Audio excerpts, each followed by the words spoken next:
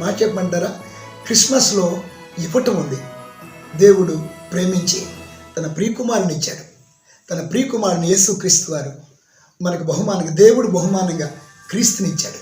క్రీస్తు మనకు బహుమానంగా ఉచితముగా రక్షణ అనుగ్రహించాడు. మరియ క్రీస్తు జన్మించడానికి తన గర్భాన్ని ఇచ్చింది. పశువుల శాల యజమాని క్రీస్తు వారి పరుండు పెట్టడానికి పశువుల తొట్టెను ఇచ్చిన్నాడు. ప్రిమిట్లరా, అలాగే తూర్పు దేశపు జ్ఞానులు బంగారము, సాంబ్రాణి, బోళమును కానుకలుగా ఇచ్చారు. కాబట్టి Christmas is the season for giving. కాబట్టి క్రీస్తు జన్మ దేవుని ప్రేమకు సాదృశ్యం.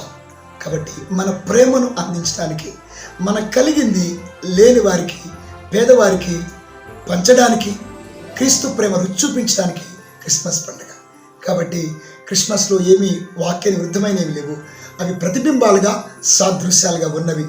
కాబట్టి మనందరూ క్రిస్మస్ పండుగ చేసుకోవటం ఏమాత్రం సందేహం లేదు. I wish you very happy Christmas. December 25 Christmas పండుగ చేసుకుందాం. God bless you.